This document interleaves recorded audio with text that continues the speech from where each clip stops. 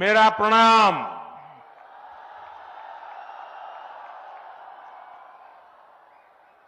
आज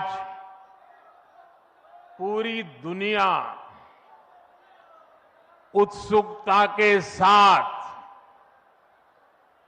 22 जनवरी के ऐतिहासिक क्षण का इंतजार कर रही है।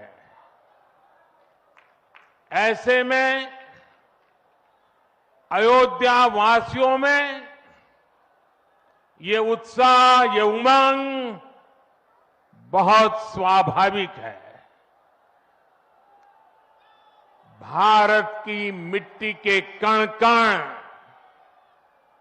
और भारत के जन जन का मैं पुजारी हूं और मैं भी आपकी तरह उतना ही उत्सुक हूं। हम सभी का ये उत्साह, ये उमंग थोड़ी देर पहले अयोध्या की सड़कों पर भी पूरी तरह नजर आ रहा था। ऐसा लगता था कि पूरी अयोध्या नगरी ही सड़क पर उतर आई हो। इस प्यार, इस आशीर्वाद के लिए मैं आप सभी का हृदय से आभार व्यक्त करता हूं।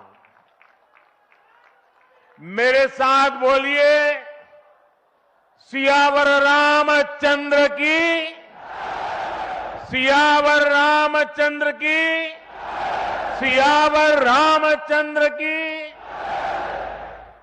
उत्तर प्रदेश की गवर्नर आनंदीबेन पटेल, यहां के लोकप्रिय मुख्यमंत्री योगी आदित्यनाथ जी, मंत्रिमंडल में मेरे सहयोगी ज्योतिरादित्य जी, अश्विनी वैष्णव जी, वीके सिंह जी, उत्तर प्रदेश के deputy CM Keshav Prasad Maurya ji, Brajesh Pathak ji, UP सरकार के अन्य मंत्रीगण, सभी सांसद और विधायकगण और विशाल संख्या में आए मेरे परिवारजनों,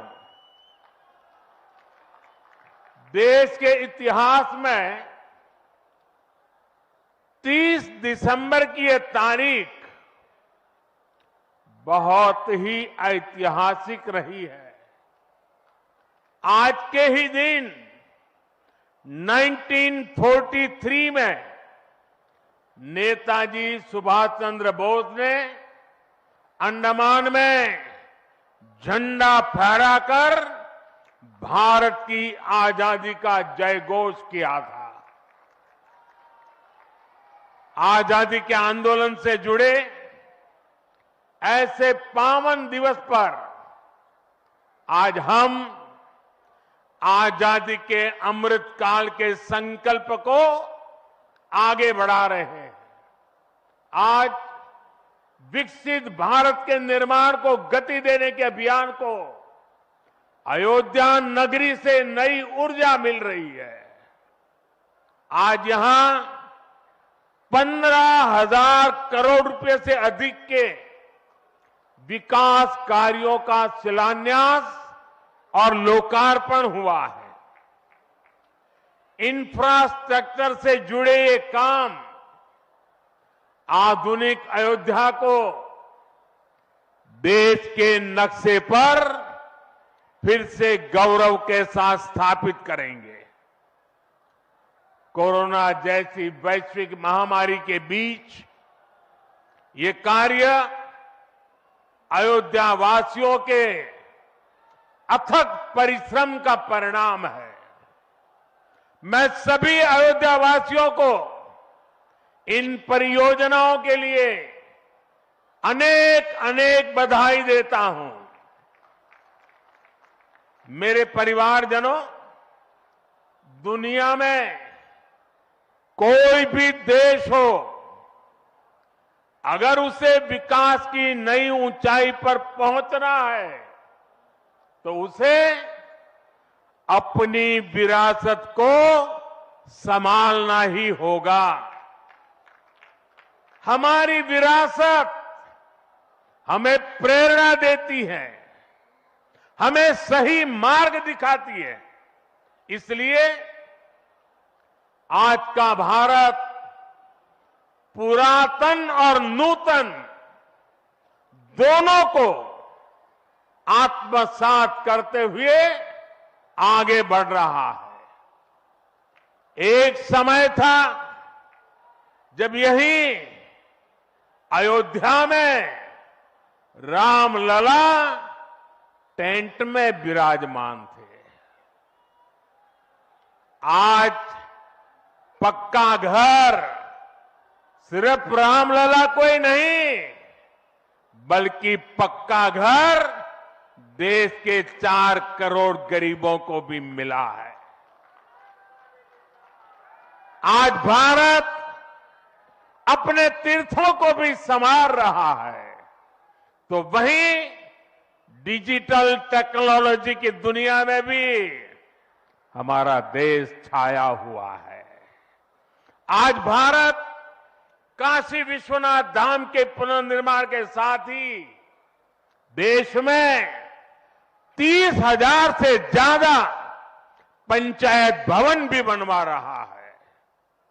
आज देश में सिर्फ केदार धाम का पुनरुद्धार ही नहीं हुआ है, बल्कि 315 से ज्यादा नए मेडिकल कॉलेज भी बने हैं। आज देश में महाकाल महालोक का निर्माण ही नहीं हुआ है, बल्कि हर घर जल पहुंचाने के लिए पानी की 2 लाख से ज्यादा टंकियां भी बनवाई है। हम चांद, सूरज और समुद्र की गहराइयों के भी नाप रहे हैं, तो अपनी पौराणिक मूर्तियों को भी रिकॉर्ड संख्या में भारत वापस ला रहे हैं। आज के भारत का मिजाज यहां अयोध्या में स्पष्ट दिखता है। आज यहां प्रगति का उत्सव है, तो कुछ दिन बाद यहां परंपरा का उत्सव भी होगा। आज यहां विकास की भव्यता दिख रही है, तो कुछ दिनों बाद यहां विरासत की भव्यता और दिव्यता दिखने वाली है। यही तो भारत है। विकास और विरासत की यही साझा ताकत भारत को 21वीं सदी में सबसे आगे ले जाएगी। मेरे परिवारजनों, प्राचीन काल में अयोध्या नगरी कैसी थी, इसका वर्णन खुद महर्षि वाल्मीकि जी ने विस्तार से किया है।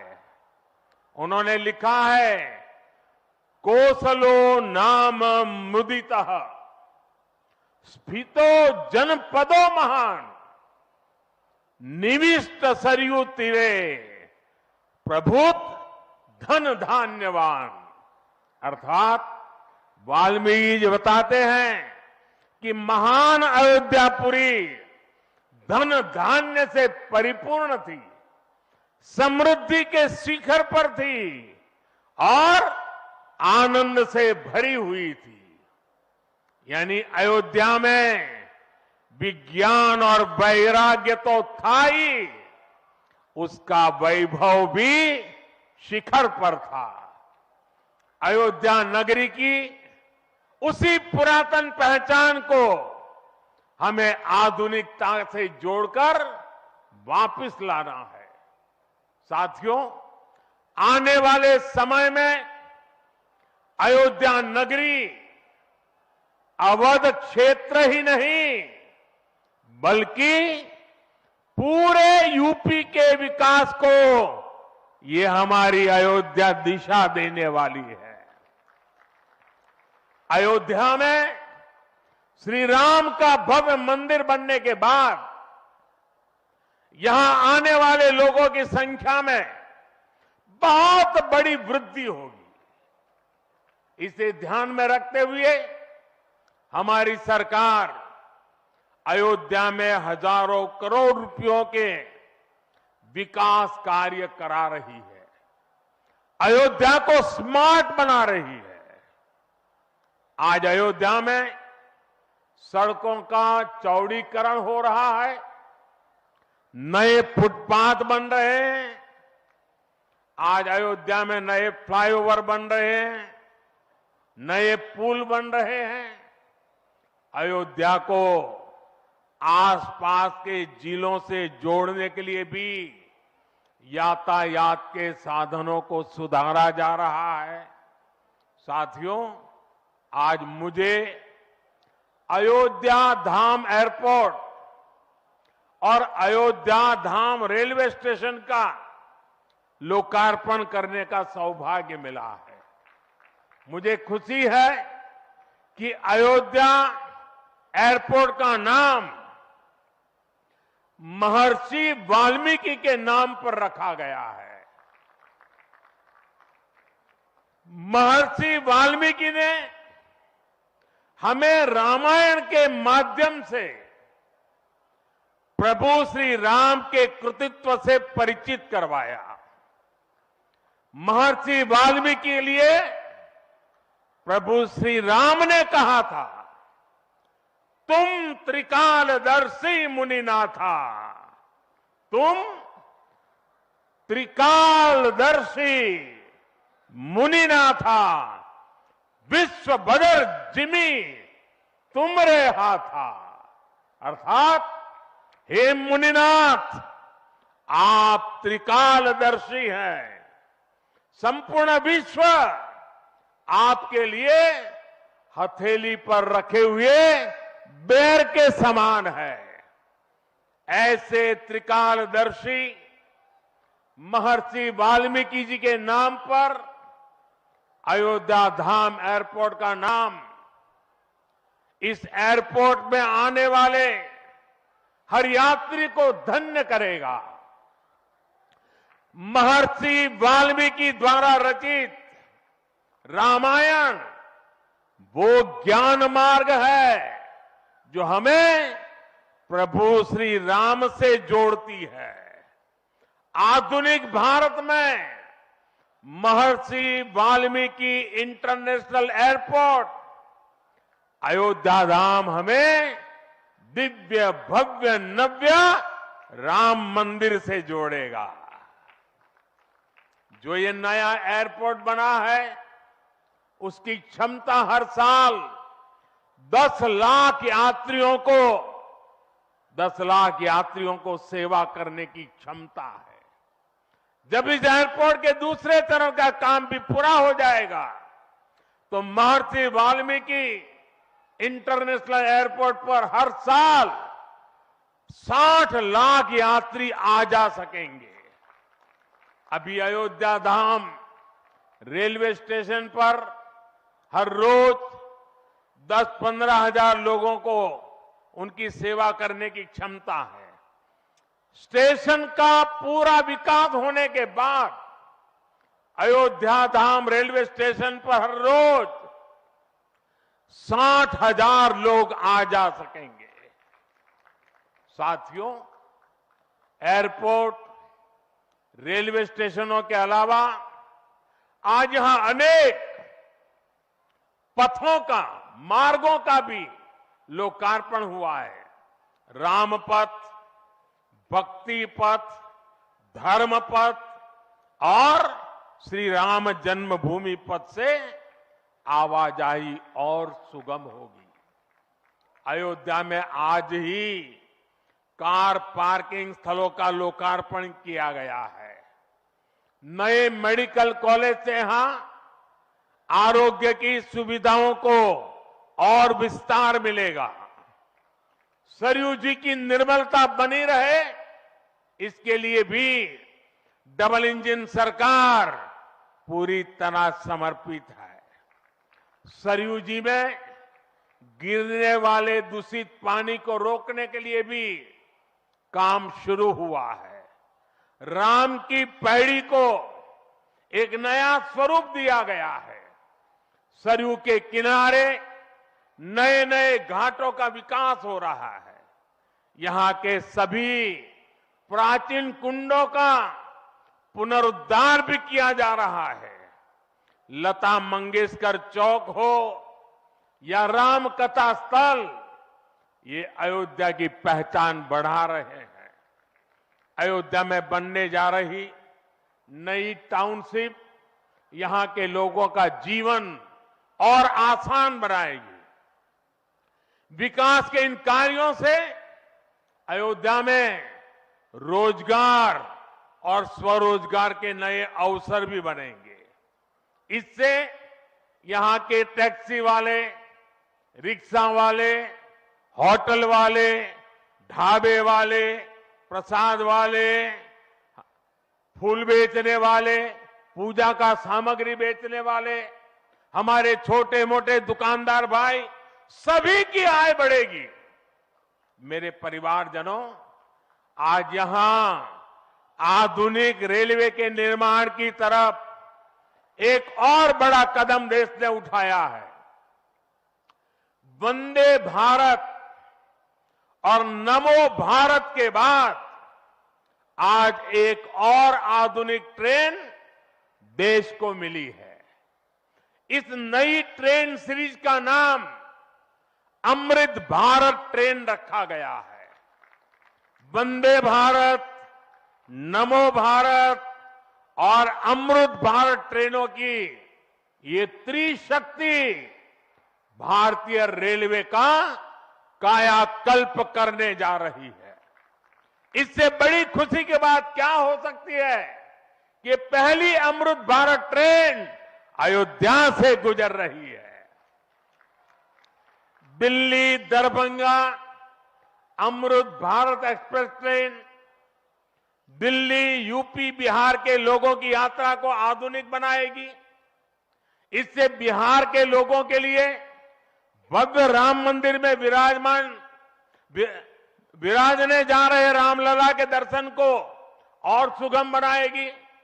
ये आधुनिक अमृत भारत एक्सप्रेस ट्रेन विशेष रूप से हमारे गरीब परिवार, हमारे श्रमिक साथियों को बहुत मदद करेगी।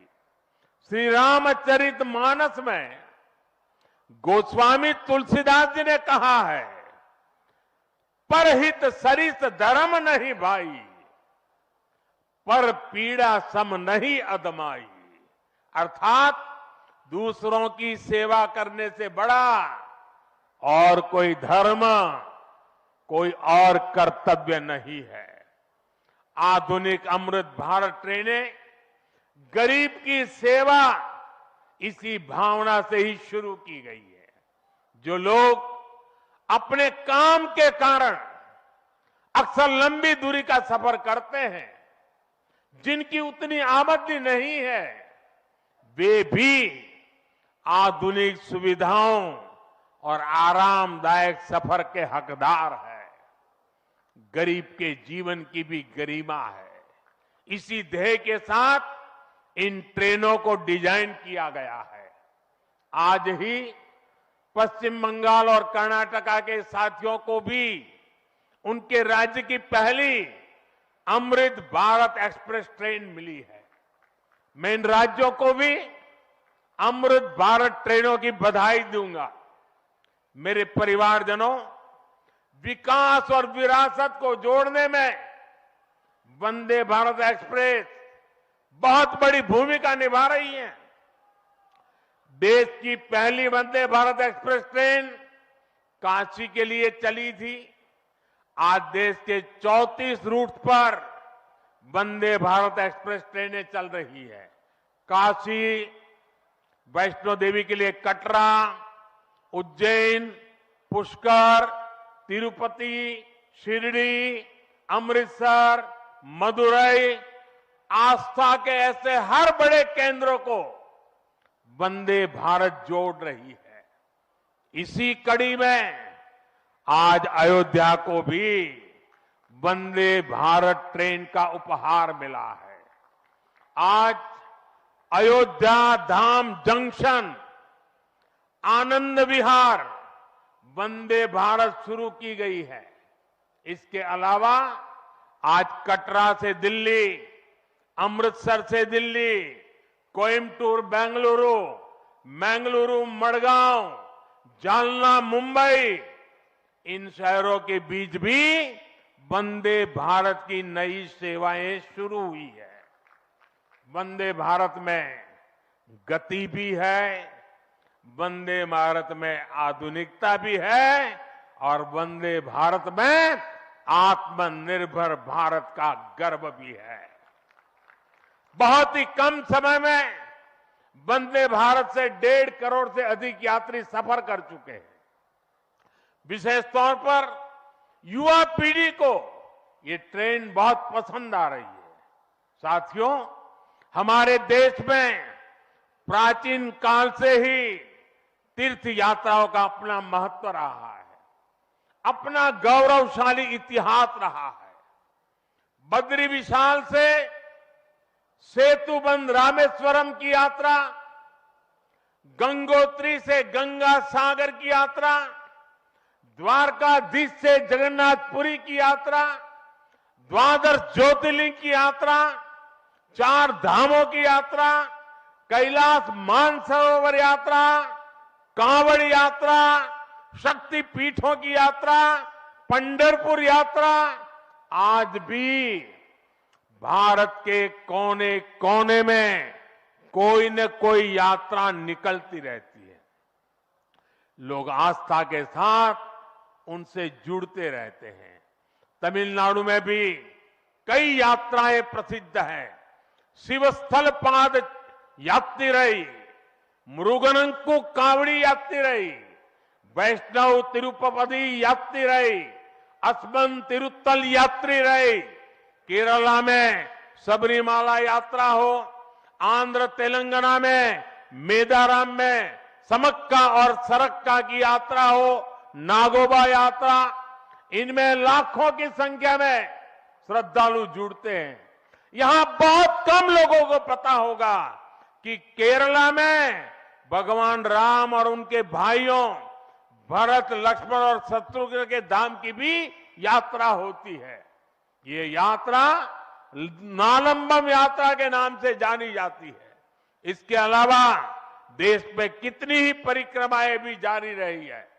गोवर्धन परिक्रमा, पंचकोशी परिक्रमा, 84 कोसी परिक्रमा, ऐसी यात्राओं और परिक्रमाओं से हर भक्त का ईश्वर के प्रति जुड़ाव और मजबूत होता है। बौद्ध धर्म में भगवान बुद्ध से जुड़े स्थलों गया, लुम्बिनी, कपिलवस्तु, सारनाथ, कुशीनगर की यात्राएं होती हैं। राजगीर बिहार में बुद्ध अनुयायियों की परिक्रमा होती है। जैन धर्म में पावागढ़, समेत शिखर जी, पालीताना, कैलाश की यात्रा हो। सिखों के लिए पंचतख्त यात्रा और गुरुधाम यात्रा हो। अरुणाचल प्रदेश में नॉर्थ ईस्ट से परशुराम कुंड की विशाल यात्रा हो। इनमें शामिल होने के लिए श्रद्धालु पूरी आस्था के साथ जुड़ते हैं। देश भर में सदियों से हो रही इन यात्राओं के लिए वैसा ही समुचित इंतजाम भी किए जाते हैं। अब अयोध्या में हो रहे ये निर्माण कार्य यहां आने वाले हर राम भक्त के लिए अयोध्या धाम की यात्रा को, भगवान के दर्शन को और आसान बनाएंगे। साथियों, ये ऐतिहासिक क्षण बहुत भाग्य से हम सभी के जीवन में आया है। हमें देश के लिए नव संकल्प लेना है, खुद को नई ऊर्जा से भरना है। इसके लिए 22 जनवरी को आप सभी अपने घरों में, मैं पूरे देश के 140 करोड़ देशवासियों को अयोध्या की इस पवित्र भूमि से प्रार्थना कर रहा हूं, अयोध्या की प्रभु राम की नगरी से प्रार्थना कर रहा हूं। मैं 140 करोड़ देशवासियों को हाथ जोड़ करके प्रार्थना कर रहा हूं कि आप 22 जनवरी को जब अयोध्या में प्रभु राम विराजमान हो, अपने घरों में भी श्री राम ज्योति जलाएं, दीपावली मनाएं। 22 जनवरी की शाम पूरे हिंदुस्तान में जगमग जगमग होनी चाहिए। लेकिन साथ ही मेरे सभी देशवासियों से एक करबद्ध प्रार्थना और भी है। हर किसी की इच्छा है कि 22 जनवरी को होने वाले आयोजन का साक्षी बनने के लिए वो स्वयं अयोध्या आए। लेकिन आप भी जानते हैं कि हर किसी का आना संभव नहीं है। अयोध्या में सबका पहुंचना बहुत मुश्किल है और इसलिए सभी राम भक्तों को, देश भर के राम भक्तों को, उत्तर प्रदेश के विशेष करके राम भक्तों को मेरा हाथ जोड़ करके प्रणाम के साथ प्रार्थना है, मेरा आग्रह है कि 22 जनवरी को एक बार विधि पूर्वक कार्यक्रम हो जाने के बाद 23 तारीख के बाद अपनी सुविधा के अनुसार वो अयोध्या आए। अयोध्या आने का मन 22 तारीख को न बनाए। प्रभु राम जी को तकलीफ हो ऐसा हम भक्त कभी कर नहीं सकते हैं। प्रभु राम जी पधार रहे हैं तो हम भी कुछ दिन इंतजार करें। 550 साल इंतजार किया है, कुछ दिन और इंतजार कीजिए। और इसलिए सुरक्षा के लिहाज से, व्यवस्था के लिहाज से मेरी आप सबसे बार बार प्रार्थना है कि कृपा करके, क्योंकि अब प्रभु राम के दर्शन, अयोध्या का नव्य भव्य दिव्य मंदिर आने वाली सदियों तक दर्शन के लिए उपलब्ध है। आप जनवरी में आए, फरवरी में आए, मार्च में आए, 1 साल के बाद आए, 2 साल के बाद आए, मंदिर है ही। और इसलिए 22 जनवरी को यहां पहुंचने के लिए भीड़भाड़ करने से आप बचिए, ताकि यहां जो व्यवस्था है, मंदिर के जो व्यवस्थापक लोग हैं, मंदिर का जो ट्रस्ट है, हमें इतना पवित्र काम उन्होंने किया है, इतनी मेहनत करके किया है, पिछले 3-4 साल से दिन रात काम किया है, उनको हमारी तरफ से कोई तकलीफ नहीं होनी चाहिए। और इसलिए मैं बार बार आग्रह करता हूं कि 22 को यहां पहुंचने का प्रयास हम न करें। कुछ ही लोगों को निमंत्रण गया है, वे लोग आएंगे और 23 के बाद सारे देशवासियों के लिए आना बड़ा सरल हो जाएगा। साथियों, आज मेरा एक आग्रह मेरे अयोध्या के भाई बहनों से, आपको देश और दुनिया के अनगिनत अतिथियों के लिए तैयार होना है। अब देश दुनिया के लोग लगातार हर रोज अयोध्या आते रहेंगे। लाखों की तादाद में लोग आने वाले हैं, अपनी अपनी सुविधा से आएंगे।